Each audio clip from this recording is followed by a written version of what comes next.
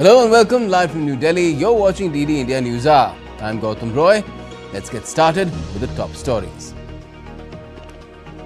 India's space agency ISRO successfully performs space docking experiment. SpaceX becomes the fourth country in the world to demonstrate the capability.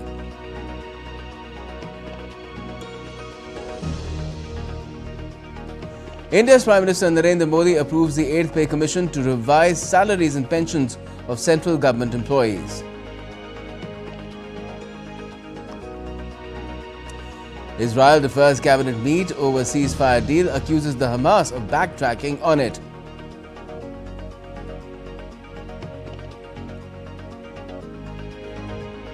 Outgoing President Joe Biden sounds an alarm over dangers of an oligarchy gaining power in the US in his farewell address, ending a 50-year-old career in politics.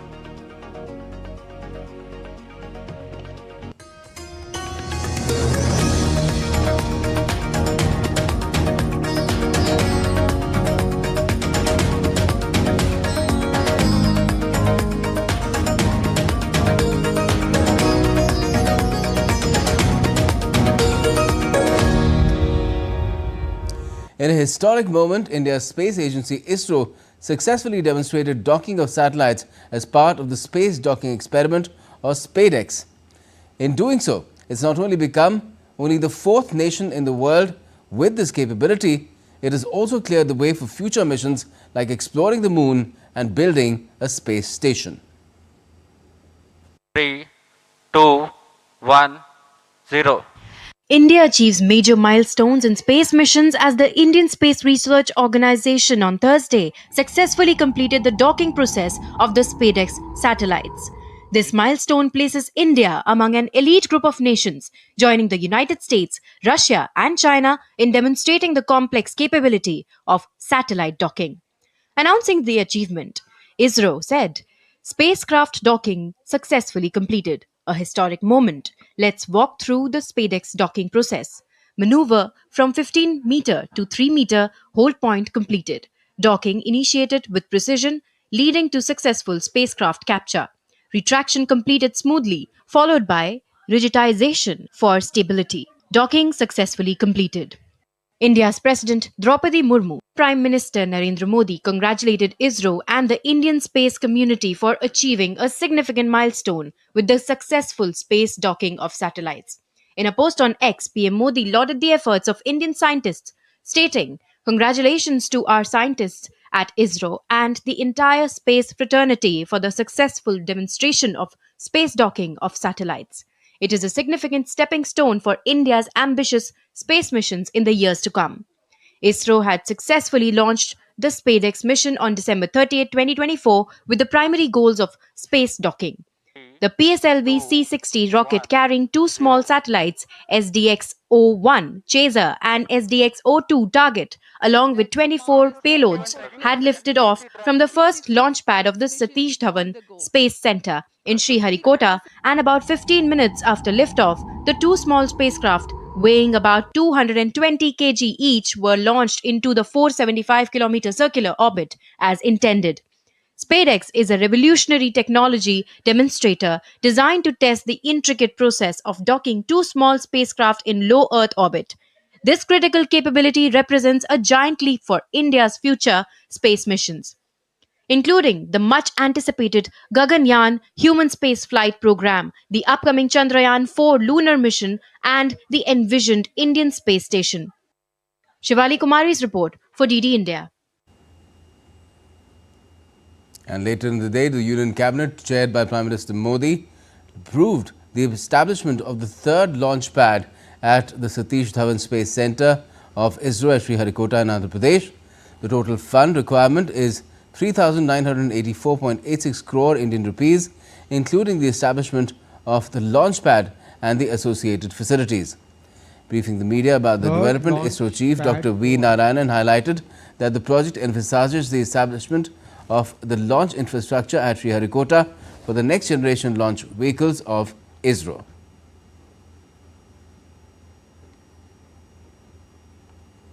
Third launch pad को आज sanction किया गया है 3,985 करोड़ से।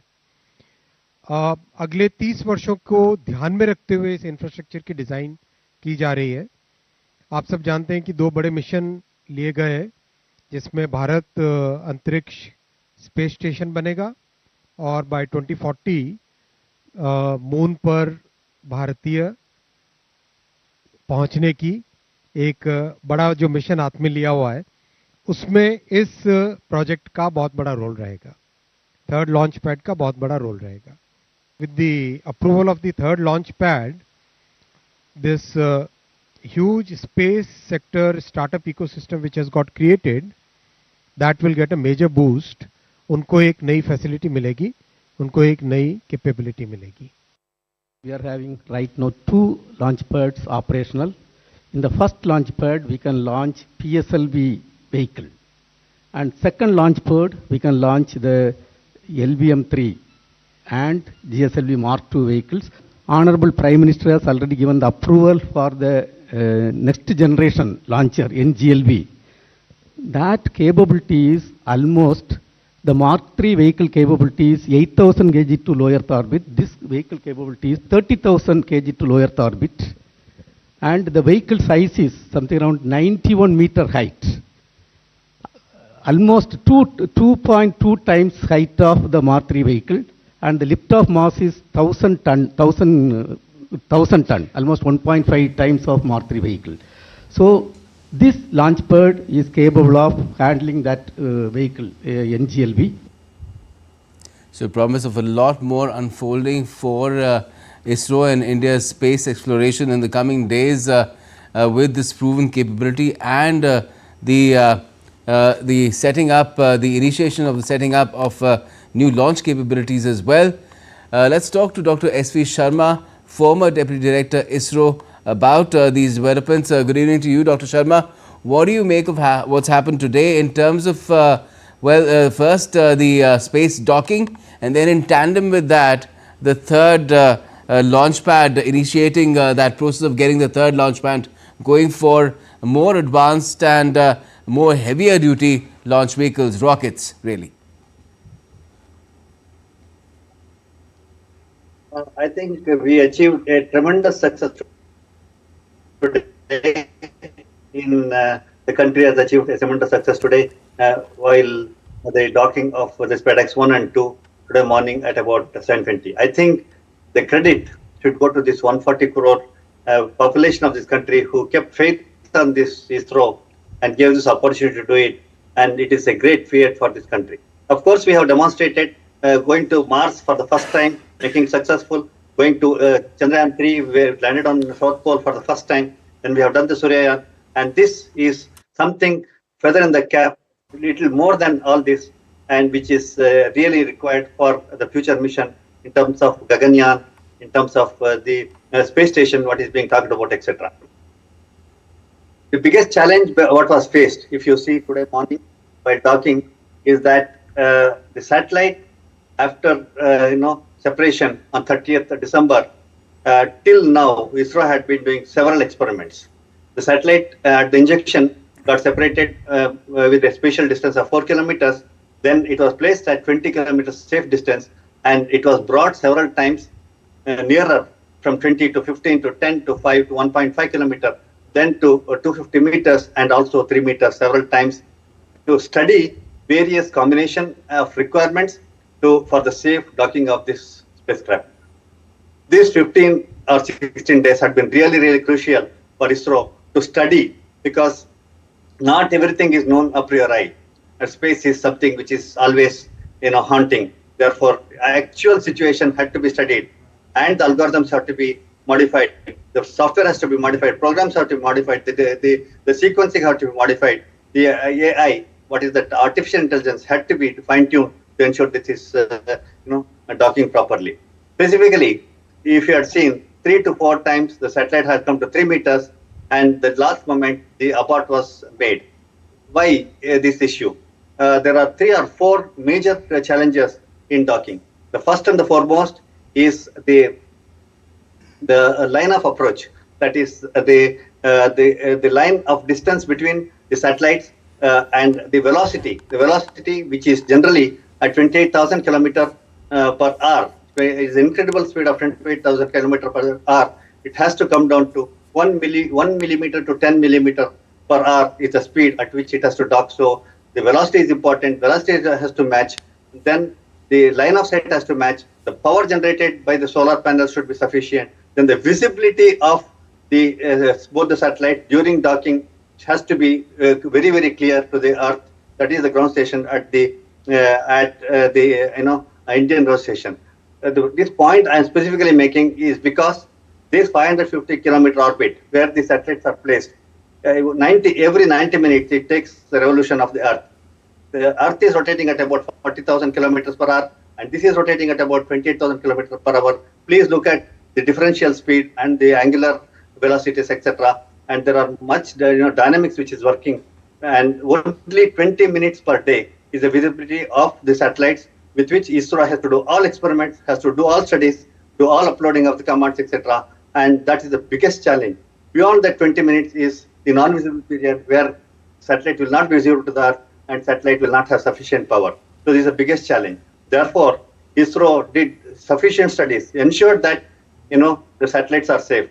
Another point is that any one of the parameters, if they are not matching, the automatic docking system, whatever is there, will abort. Therefore, ISRO has to carefully fine-tune the parameters, ensure that. Which is why they took their own time. Initially, the plan was to do it on the 7th. It's happened almost 10 days later. Yes, that's what I explained. It is a study. This 10 days is a very big study for ISRO. And every time ISRO does such mission, whatever is learned is not limited to this mission alone. It spreads across other missions which are in the pipeline, including the AI, the artificial intelligence, the automatic docking systems, the near docking system, and the laser docking systems. They are thoroughly studied, fine-tuned, and then after everything is made sure that there is no way that we are going to have any catastrophe in the satellite, because even one small mistake, the satellite will collide and we will have catastrophic. Tell me, Dr. Sharma, some people have also been saying that this is something that was done by other countries in the 60s, perhaps for the first time in 1966. Why has it taken us so much time? Do you think it's more about the kind of priorities that India's space agency, India as a nation had, that now, initially when our space mission was not that mature, we had other set of priorities for the development of the nation. Now, the priorities are different and we have more resources too. It was never about capability, scientific capability. Yeah, while I agree with you that the resources, the priorities, etc. is one, but India in large, ISRO in particular, has something which says that even if I come late, I will come latest. Okay, if you see that way, Mars, already several countries had gone to, Russia had gone to Mars, America had gone to Mars, and of course Europe had attempted to go to Mars, but ISRO attempted for the first time and they were successful. Let us understand this, and whatever other countries had not achieved, we have achieved. It is not that we follow other countries, but we have our own agenda, our own way of doing things. The way we do is completely different from what other countries does. Same way, if you see Chandrayaan 3, I want to give you these examples to clear the air that we are not lagging behind any other space programs or anything like that, but we have our own way of doing it, so that even if you are coming late, we come latest and we do something which is completely different from what other countries does. Even this landing in the South Pole, and no other country had ever done it for the first time. Just before Chandrayaan 3 landing, Russia had attempted and it had failed. Yes. Okay, that way. Will we do the same thing with reusable rockets? Reusable rockets, if you see the way the government is pushing now, the way the government is coming out with establishing infrastructure like a third launch pad for next generation launch pad and heavy lift vehicle launch pad, etc. And also liberalization of the space sector, and coming with many startups, many private industries are playing, and the way it is coming up, as I said to you, we might be coming late, but we will be coming latest. Let us hope on that. Great. And That is our sounds approach. great. I'm afraid that's all we have time for the moment. Thank you so much for joining us, Dr. Sharma. Thank you. But clearly, the way forward is being painted out by the kind of capabilities that ISRO is getting together as far as its own arsenal is concerned, be it this docking capability or going in for next generation launch pads onwards and forward for ISRO and India in space. Thank you. Now, Union Minister Ashwini Vaishnav has said that Prime Minister Modi has approved the 8th Pay Commission for all central government employees. माननीय प्रधानमंत्री जी ने केंद्र सरकार के सभी कर्मचारियों के लिए 8th सेंट्रल पे कमीशन को मंजूरी दे दी है। प्रधानमंत्री जी ने एक रेगुलर रिदम के साथ पे कमीशन बनाने का जो एक संकल्प लिया है, उसके हिसाब से 2016 में लास्ट पे कमीशन 7th पे कमीशन स्टार्ट हुआ था, तो 2026 में इसका टर्म कंप्लीट होता है। उससे वेल बिफोर 2025 में 8th पे कमीशन स्टैब्लिश करने से सफिशिएंट टाइम मिलेगा so that the recommendations can be received well before the completion of the period of 7th Pay Commission. Still to come on DD India NewsHour.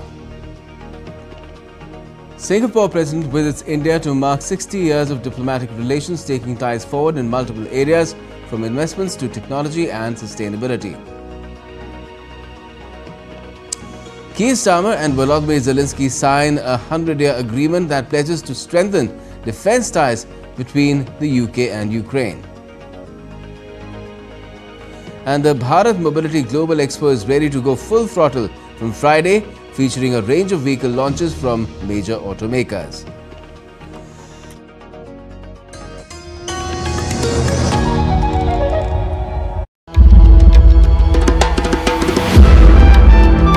Timeless, boundless and infinite, the essence of faith, the soul of Sanatan culture, from the sacred confluence of Prayag, where divinity descends to earth. Witness the grandeur, the devotion, the magic, world's largest cultural and spiritual gathering, with over 450 million devotees expected to attend. Mahakumbh, India's greatest festival of faith. Exclusively on DD India.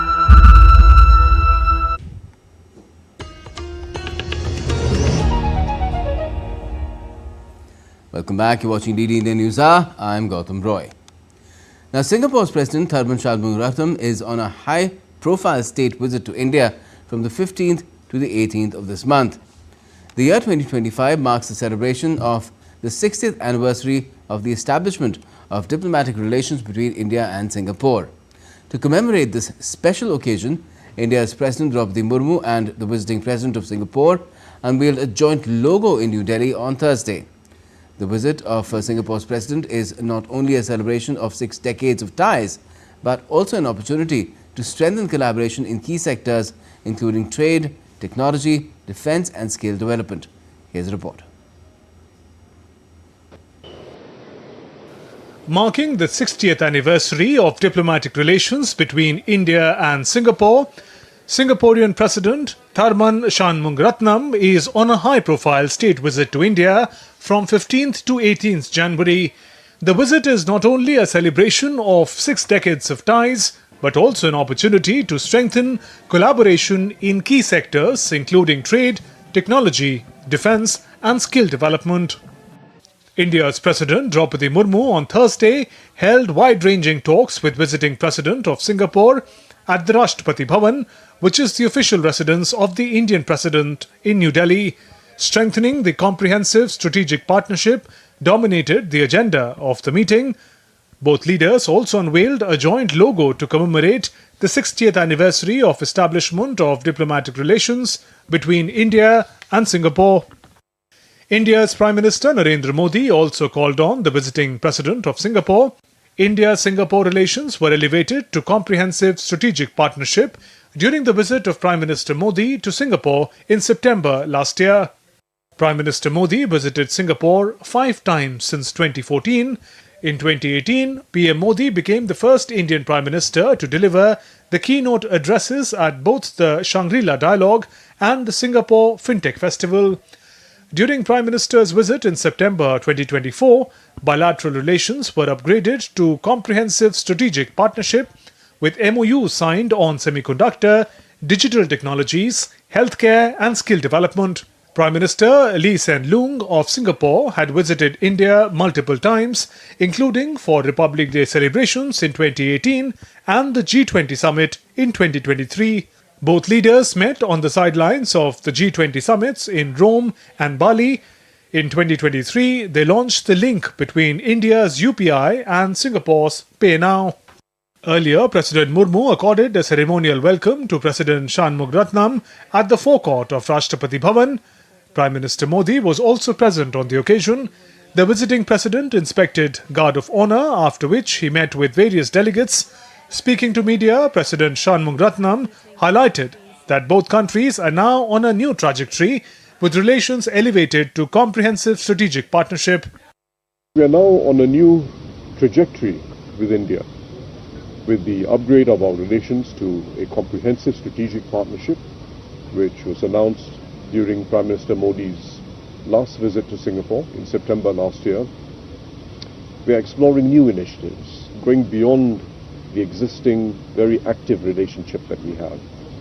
We are working on cooperating in advanced manufacturing and semiconductors, helping to build up the semiconductor ecosystem in India. We're working on new generation and net zero industrial parks, and we're working on the skilling for the new industries that are involved. The visiting Singapore president said both countries are exploring new initiatives in sustainability and digital space. The Singapore president visited Rajghat and paid tributes to Mahatma Gandhi. Later, he will also visit eastern state of Odisha from January 17th to 18th, exploring opportunities for collaboration in industries like vaccine manufacturing, semiconductor technology and industrial automation. Singapore is India's 6th largest trade partner, according to year 2023-24 data, with a share of 3.2% of India's overall trade. Dheeraj Das's report for DD India. Now, the Bharat Mobility Global Expo will be held in Delhi from the 17th to the 22nd of this month. The event will feature major automakers unveiling and launching a range of concept and production-ready vehicles. Prime Minister Modi will inaugurate the second edition of the event. DD India's Tapas Bhattacharya has more for you.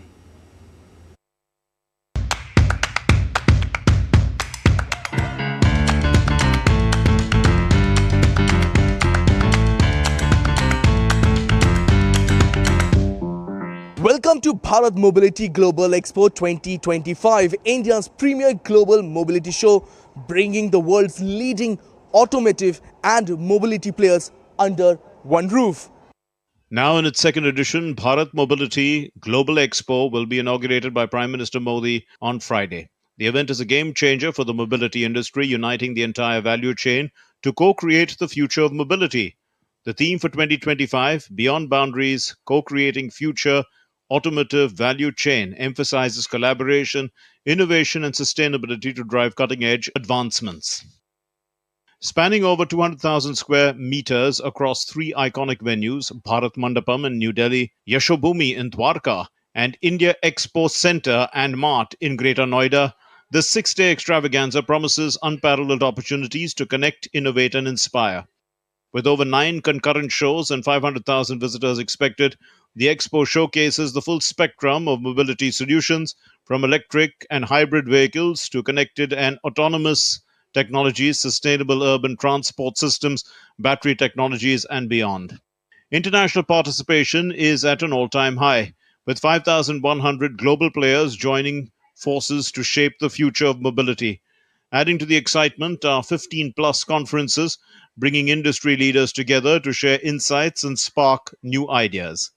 The good part about the show is we get the entire audience of the industry, right from the top decision makers, from CEOs to purchase heads to right to the bottom level of probably aftermarket mechanics. So we get the entire spectrum of the automotive industry at the show.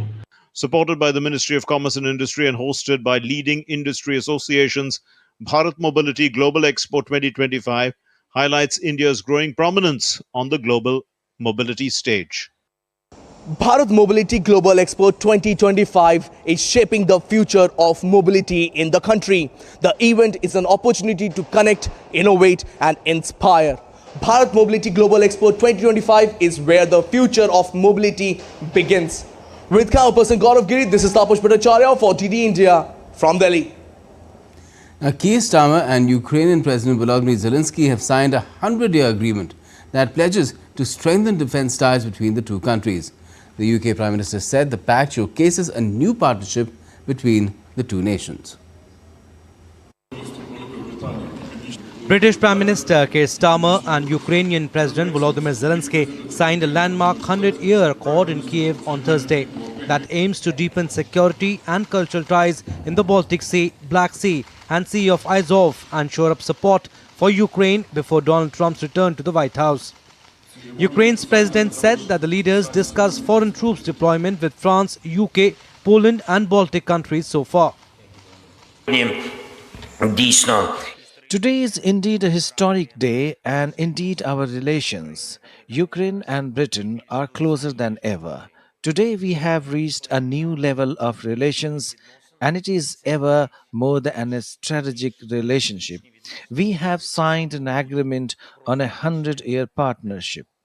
British PM also said that the agreement is the very first of its kind, showcasing a new partnership between the two countries. We agree that it must be a peace that guarantees your security, your independence, and your right to choose your own future.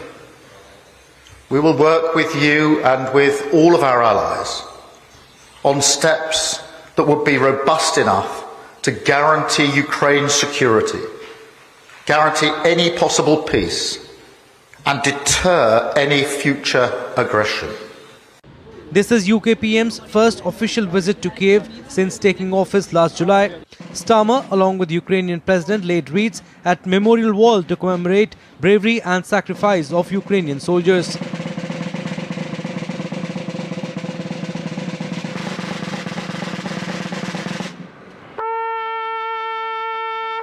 Starmer was keen to underline Britain's support for the nation just days before Donald Trump returns to power in the United States. Hours after Starmer's arrival, loud blast and air raid sirens rang out over Kiev as air defense systems in central Kiev repelled a Russian drone attack. Earlier, Ukraine's Air Force said that it downed 34 out of 55 drones launched in an overnight attack, with a further 18 failing to reach targets. Ukrainian military also said that it hit a Russian oil depot in the Voronezh region of Russia overnight. Russia also launched retaliatory attacks on Ukraine's energy facilities. The attack is the latest aerial assault by Ukraine to target Russian energy sites and military facilities in a campaign that has escalated this week. Bureau Report, DD India. Now, as President Joe Biden's tenure winds down to its last days, the White House reflects a mix of achievements and challenges that have shaped the nation. From managing the COVID-19 crisis to tackling global conflicts, Biden's presidency has been a journey of highs and lows, with the outgoing head of state's farewell speech reflecting his apprehensions for the future of the US. DD India's Rahul Padhya reports. Outgoing US President Joe Biden addressed the nation for a final speech from the Oval Office on Wednesday before his term officially ends on January 20th. President Biden reflected on the 4 years of his term and emphasized his commitment towards being president for all Americans. I have no doubt that America is in a position to continue to succeed. That's why my farewell address tonight, I want to warn the country of some things that give me great concern. This is a dangerous and that's a dangerous concentration of power in the hands of a very few ultra-wealthy people. The dangerous consequences if their abuse of power is left unchecked. Today, an oligarchy is taking shape in America of extreme wealth, power, and influence that literally threatens our entire democracy, our basic rights and freedoms, and a fair shot for everyone to get ahead. Biden's tenure in the White House has been marked by notable achievements and challenges, from steering the nation through a global pandemic to navigating geopolitical tensions. Biden's presidency has had its share of highs and lows. In November 2020, Joe Biden defeated Donald Trump in a controversial race, leading to the January 6th Capitol riot. As president, he tackled the COVID pandemic, overseeing the vaccination of 250 million Americans. In August 2021, he faced criticism over the chaotic withdrawal from Afghanistan, where Taliban quickly took control of Kabul. Biden passed a $1 trillion infrastructure bill to rebuild the nation's infrastructure and enacted landmark climate policies, rejoining the Paris Accord and securing $370 billion for clean energy. In 2022, Biden responded to Russia's attack on Ukraine by providing military aid and supporting NATO's expansion. In 2023, Biden supported Israel after the Hamas attack, but became frustrated with the Gaza war, eventually brokering a ceasefire.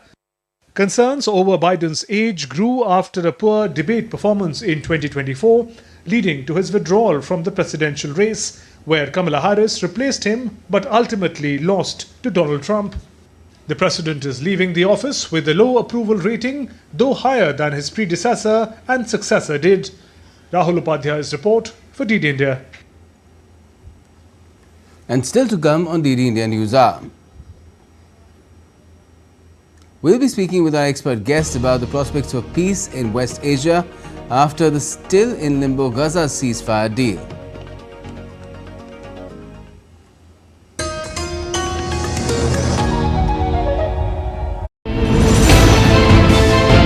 Geopolitics and trade deals. Economic challenges amid development. Hard work and the path to prosperity. It's the economy always. Between walkers, money is what money does and says. Supply creates its own demand. Between the bulls pulls and bears tears. When supply chains globalization and India rises to the podium. We'll get you centered with the economic brief at 8 p.m. every Thursday on DD India.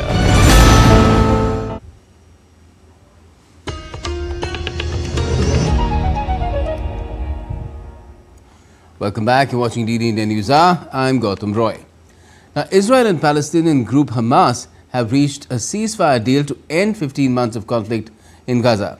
The ceasefire agreement will be implemented in 3 phases starting the 19th of January. The deal will see a surge in humanitarian aid, withdrawal of Israeli forces and captive exchange. Announcement of the deal was welcomed by many countries including India, which expressed hope that this will lead to a safe and sustained supply of humanitarian assistance to the people of Gaza. However, the ceasefire agreement now faces a hurdle as Israel has accused Hamas of reneging on parts of the ceasefire deal. Israel also held off on approving a hostage deal and has put off its cabinet meeting. Fuzail Ahmed reports. The ceasefire agreement between Israel and Hamas hit another snag on Thursday after Israel accused Hamas of reneging on parts of Gaza's ceasefire deal. The Prime Minister's office has made clear that Hamas have reneged on this hostage release agreement and has created a last-minute crisis in an effort to extort last-minute concessions.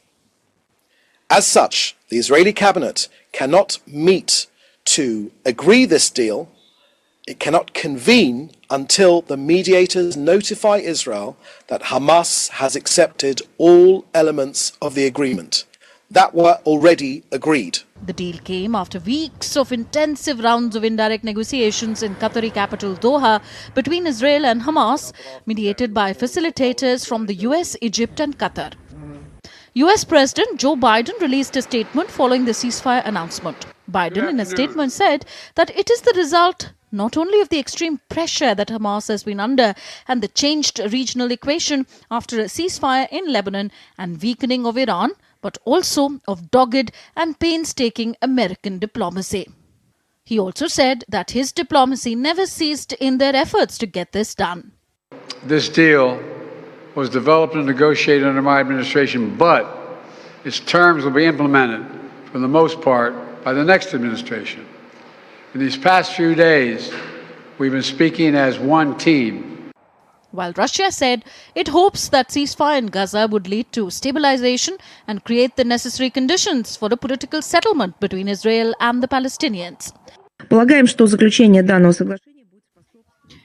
We believe that the conclusion of this agreement will help provide the necessary conditions for establishing a process towards a comprehensive political settlement of the Palestinian problem upon a universally recognized international legal basis.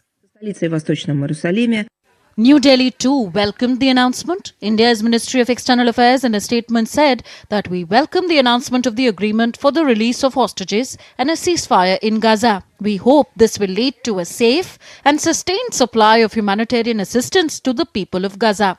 We have consistently called for release of all hostages, ceasefire and return to a path of dialogue and diplomacy. The deal is expected to be implemented in 3 phases. The first phase would last for 6 weeks. This will include a full and complete ceasefire, withdrawal of Israeli forces from all populated areas of Gaza. Release of 33 Israeli hostages will be done by Hamas, including women, the elderly, the wounded, in exchange for hundreds of Palestinian prisoners.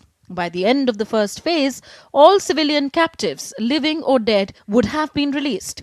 Humanitarian assistance would be sent with 600 trucks going in daily. Details of the second phase would have to be negotiated during the first phase. In the second phase, Hamas would release the remaining living captives, mainly male soldiers, in exchange for more prisoners and the complete withdrawal of Israeli forces from Gaza, according to the draft agreement. In phase 3, a major reconstruction plan for Gaza would commence, and any final remains of the hostages who have been killed would be returned to their families. Following the announcement of the deal, European Union said that it will deliver 120 million euros in aid for Gaza. Today we are also adopting a package of 120 million euros for Gaza to address the ongoing humanitarian crisis there. We know that the situation there is catastrophic. We know that Palestinians urgently need nutrition, medical supplies, shelters, other protection. Interestingly, anti-hostage deal protest was also held in Jerusalem. Protesters held portraits of Israeli soldiers killed in the Gaza war with coffins symbolizing those they believe would be killed as a consequence of the ceasefire. Fuzail Ahmed's report for DD India. So, how is this going to be taken forward? Because right now the deal is still not completely done. Let's talk about it with our guest and our expert guest, Anil Kumar Trigunath, joins us. He's a former Indian ambassador to both Libya and Jordan. Good evening to you, Ambassador Trigunath. Do you think that this deal is just having a bit of a hiccup before it becomes formalized and things will fall in place? Because the latest is that the US onwards are saying that we're working on it and we're hoping that things will get worked out by Sunday, which is when the ceasefire deal is supposed to start rolling out. Well, I think that all the countries that have been trying to mediate, be it Qatar, be it Egypt or the United States, have in the last 15 months, have tried several times to get to a ceasefire deal. But every time we saw that one or the other party had reneged on it and it could not happen. And therefore, with great caution, all sides were working on it, and somehow President Biden announced the deal, and so did the Qatari Prime Minister. And apparently, once the Hamas agreed to whatever was earlier agreed by the Israelis and the Americans, and both President Trump's representative as well as President Biden's representatives being there. And there was tremendous pressure on the Israelis and the Hamas to agree to this deal, which has been actually proposed by President Biden in May, if you remember. And since then, they've been trying to work on it. Now, the problem is that Netanyahu is on the back foot because they feel that in this deal, they are a bit of a loser because their goals have not been achieved. Secondly, his ultra-rightist partners like Ben-Gvir and others have threatened that they will withdraw from the government and that his government might fall. So unless he secures some kind of a support from other parties, it'll be very difficult for them. And that's why you are said the hiccup, and that is the hiccup. It is not done until it is done. It's also being said that the Hamas is trying to squeeze in some last-minute demands which are not acceptable to Israel in terms of trying to get some more people released who were imprisoned for being close to their cause. Well, I think that all the people who have been arrested only because of that cause, which is the Palestinian cause, whether they have used extremism, terrorism, or other methods to do that. So Israel has been picking up, and there are thousands of them in their jails. So every time Hamas has tried to extract many more people for every single Israeli, and this is precisely what they have been trying to negotiate. And this has all been worked out in my view. But I think that the bigger problem is, none of them is a saint in the process. I say both sides have been trying to extract the maximum mileage in this whole thing. But currently, of course, all of them are under tremendous pressure. As you know, Qatar had even threatened to throw out Hamas from Doha, and President Biden and both President Trump have threatened both sides of this, that they need a deal before the 20th of January. So under that pressure, it's been done. But you can understand that this is not a comfortable thing. It is going to be very difficult because there is no outcome. No side can actually claim victory in this. Both are losers, and the region could be the loser. So I feel that they are just trying to find a way somehow to delay it. But I hope that this will work out before on the 19th, as has been proposed. Even if this will be a very tenuous kind of a deal, any time the ceasefire could break, because first phase of 33 people will be released, and many of the Palestinians, women and children and others who are in the captivity from Israeli prisons will also be gone. Refugees, many of the people will have to move. The refugees, internally displaced people. And do you think a lot of things are still not clear as to what kind of administration will be put in place in Gaza when the Israeli military withdraws? What does happen to the Hamas? Will it be disarmed completely and disbanded? All these things are still not clear, and of course nothing about the ultimate peace prospect of a two-state solution. This is why I say that right now everything is up in the air. There are ideas, but Israel obviously wants to keep the security under its belt, irrespective. Whoever comes to power or whatever happens the deal, they would like to retain the security dimension as they have done in the other parts of Palestine. So they will continue to take part in it. They will not allow Hamas to once again take the major portion of running the government. So therefore, there has to be there are several proposals actually, that there could be regional forces that could be deployed there. It could be under the UN as well, and there could be, the UAE has also offered earlier, which was not acceptable. So while the reconstruction process will begin, I think all those will be talked about in the second phase. But the first phase was very, very important, so that at least for President Trump, this could be a symbolic victory in one sense. Okay. Biden and let's go by the assumption that by Sunday things get worked out, because after that Trump's inauguration happens, and he's already said that he's warned that all hell will break loose if things are not worked out by that time. If this deal goes through, what happens next? Not just for Gaza and the Palestinians, but what will Israel do next? Will it go after Iran, or will the prospect of something in which India has a direct stake, like the IMEC, the India Middle East Economic Corridor, the prospect for that becomes much brighter? If there is no war in the region, then everything moves smoothly. But we cannot deny the fact that Iran and Israel suffer from this mutually assured destruction syndrome, and MAD syndrome as it is called. And they are going to be after each other. But once the deal is there, the ceasefire deal is there, that takes away a lot of the Iranian angst which is what was giving them a cause to continue to fight for it. And today, as you know, the Iranians have also approached the Trump administration, and there are talks. They recently had discussions with their European counterparts that some kind of a renegotiation of the nuclear deal could take place. So that could take off the pressure. Secondly, as you have seen Trump's statement, he has very clearly said that it shows that I only like to solve the problems and not create problems or create wars. Now, that is his basic premise, that he is not a warmonger in that sense. And therefore, his pressure on, and his apparently his advisor the advisor for Middle East did pressure Netanyahu. So Netanyahu currently is under tremendous pressure to agree to it. But in order not to do that, he's obviously trying to find some way that Hamas has released or whatever is the numbers. Now that we would not know. It's the one statement by the other person. But definitely they are all under pressure to deliver something on this. Now whether Iran-Israel war happens or they go after them, today we have just heard that Egyptians are getting ready to bomb the Houthis because Suez Canal revenues of about $60 million a month is being impacted.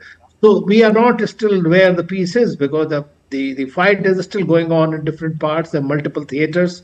So even if Gaza settles for a while, it will be only for a while unless you have the fundamental causes addressed. All right. That is another cup of tea altogether. But let's see what happens next for Sunday itself. Thanks a lot for joining us for the moment, Ambassador Trigunath. Thank you. Now, expanding the fast-track immigration trusted traveller program, which enables faster immigration for pre-verified flyers through automated e-gates based on biometric authentication, India's Home Minister Amit Shah inaugurated the fast-track immigration trusted traveller program at Ahmedabad Airport on Thursday.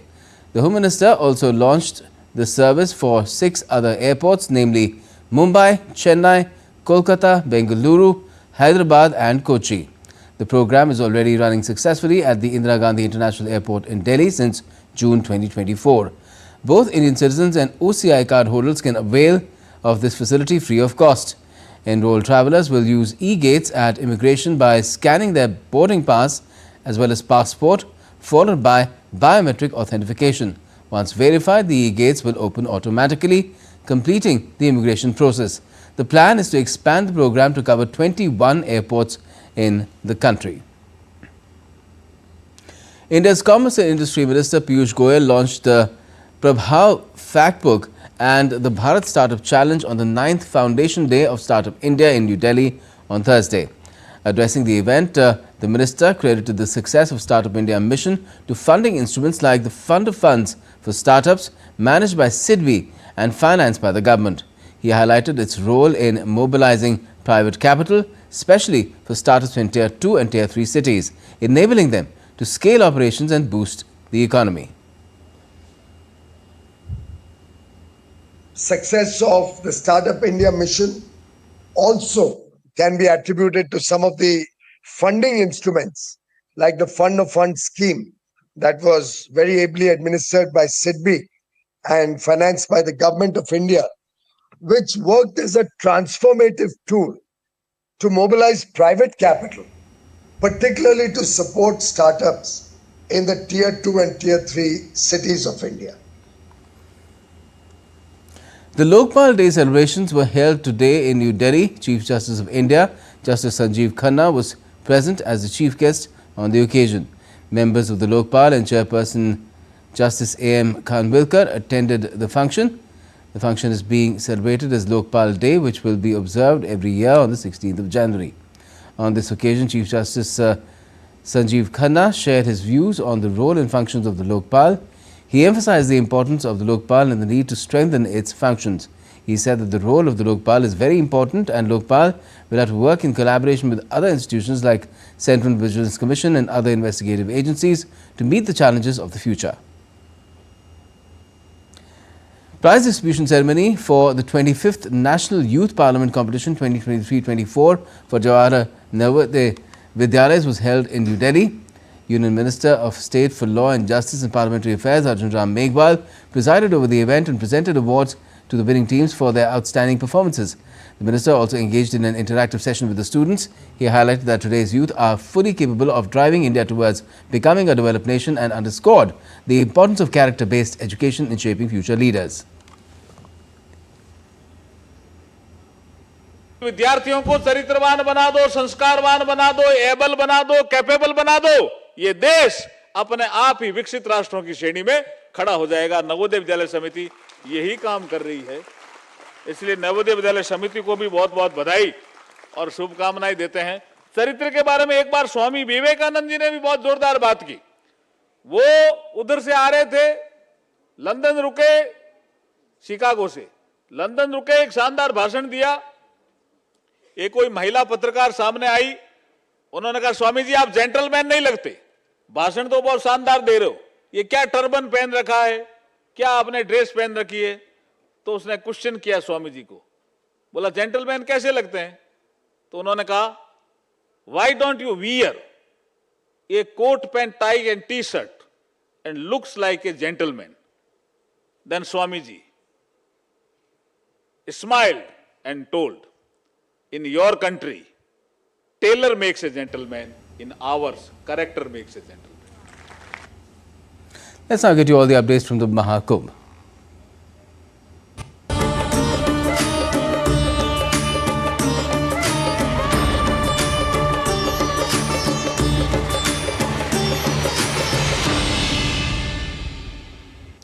It was an extraordinary moment for a 21-member international delegation which arrived in Prayagraj to witness the largest religious and cultural gathering in the world at the Mahakumbh 2025. DD India's Prasar Bharati gets us more. Invited by Government of India, these representatives from 10 countries embarked on a sacred journey to the Sangam, a confluence of Ganga, Yamuna and Saraswati. We never thought that this event would be such a heartfelt movement of humanity. And out of the religious and the pilgrimage, it's a perfect discovery of human nature itself. The Mahakumbh, and it's something new to me, full new experience that I never ever saw before. I mean, 144 years the event is happening, and we were lucky enough to attend such an event, which is really beautiful. 400 million people are expected by the country for this event for the whole month. What an organized place, what a very nice security we saw. Lovely. The delegates from Fiji, Finland, Guyana, Malaysia, Mauritius, Singapore, South Africa, Sri Lanka, Trinidad and Tobago and the UAE enjoyed a breathtaking aerial view of the Mahakumbh. The delegation shared their experiences. I want to thank the government of India. I want to thank the people of India for inviting us, for looking after us, taking care of us and educating us. This is something that we will take back home to our families back in Fiji. We have all been part of something exceptional, and no matter our belief, we have been part of this huge Hindu family. I feel honored, very honored to be here because it is happening after 144 years. And I just hope that everybody who came to get their spiritual cleansing is going to go back to their houses feeling blessed. As the Mahakumbh Mela continues to captivate hearts and minds of people from around the globe, the sacred rituals and profound cultural exchanges serve as a reminder of the deep connection between faith, tradition and humanity.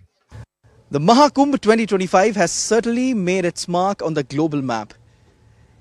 This is not just a spiritual gathering. It's a confluence of cultures, confluence of emotions, and confluence of devotion. The mega festival will run till February 26th. With camera person Rakesh Kumar, this is Siddharth Bharadwaj reporting for DD India in Prayagraj. Now, as the grand festivities of the Mahakumbh 2025 unfold in full splendor, renowned Indian singer Shankar Mahadevan graced the sacred city of Prayagraj with an unforgettable musical performance. His soulful and devotional melodies captivated the massive crowd, creating an electrifying atmosphere that had everyone on their feet dancing with pure joy.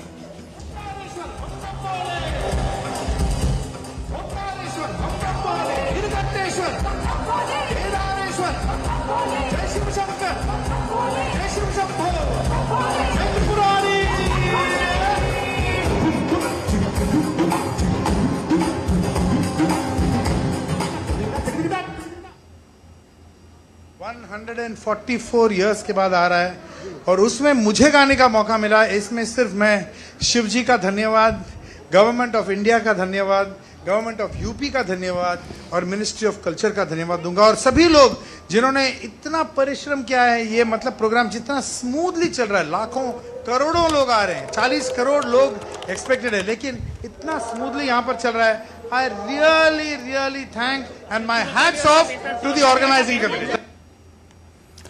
Now, less than 24 hours after Bollywood actor Saif Ali Khan was stabbed multiple times in his Bandra apartment, a CCTV image has emerged showing the attacker running away using the staircase after the incident.